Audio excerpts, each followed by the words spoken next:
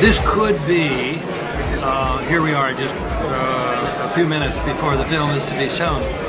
This could turn out to be a landmark event.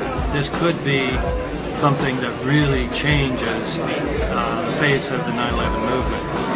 The 9/11 is the paradigm of the fabric of lies and of deception. The mass media is lying.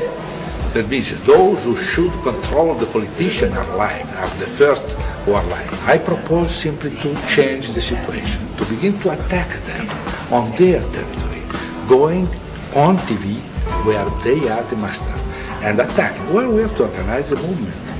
The battle, the modern battle is here. The media, mainstream media, has changed politics and our life and our way of thinking and our way of love and our way of hating and so on. This is a new situation where we are.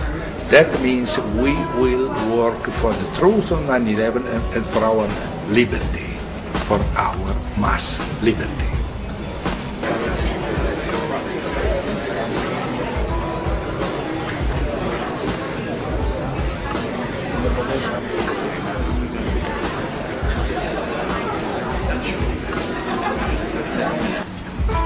Grazie di essere qui.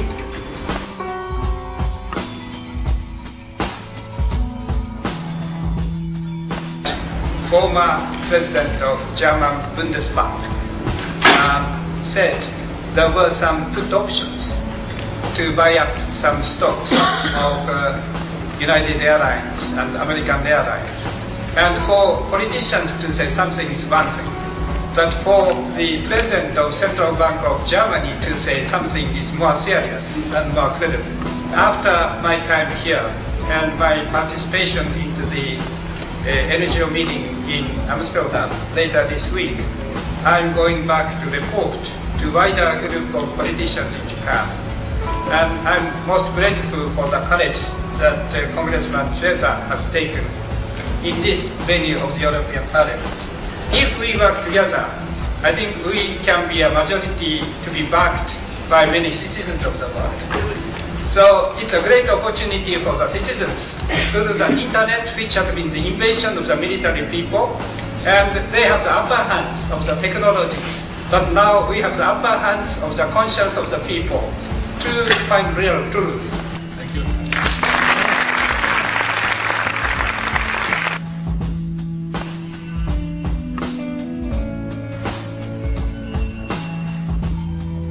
Now, the best known contradiction probably is the Mineta-Cheney story. The Secretary of Transportation, Norman Mineta, reported to the 9/11 Commission that when he went under the White House to the underground bunker, he got there at 9:20 and Vice President Cheney was already there. And then he told this story about the young man coming in and his plane coming in, and this was before the Pentagon was struck. Well, when the 9/11 Commission wrote its account, they said Cheney got there at almost 10 o'clock, perhaps 9:58. So you had a divergence there of about 45 minutes. That's a pretty serious contradiction. Richard Myers, General Myers, who was the acting chair of the Joint Chiefs of Staff, so he was the the senior military official in the Pentagon that day. So presumably a lot of people knew where he was, and yet there is a contradiction that Myers himself and the 9/11 Commission say that he was up on Capitol Hill several miles away talking to Senator Cleland. But Richard Clark, when he wrote his book, Against All Enemies, reported that he headed up a video conference from the White House and that Richard Myers was in the Pentagon participating in that video conference. So here we have a pretty serious contradiction. Ted Olson reported to CNN that his wife had called him on a cell phone from Flight 77. And this was the proof that Flight 77 was still in the air and therefore helped support the view that Flight 77 was what hit the Pentagon. Ted Olson first said she called on a cell phone, then he said it was a seatback phone, and he went back and forth. finally ended up with saying it was a seatback phone. Well, a 9/11 researcher from Germany contacted American Airlines and said, I see in your material that your Boeing 757s don't have earphones, don't have seatback phones. So how did the people from Flight 77 call? And the customer service representative said, that's right. We do not have seatback phones on our 757s. They had to use their cell phones. In 2006, the FBI turned in a report at the Moussaoui trial on all the phone calls from all 4 flights. And when they got to Flight 77 and they got to Barbara Olson, they said, 1 attempted call, unconnected, 0 seconds.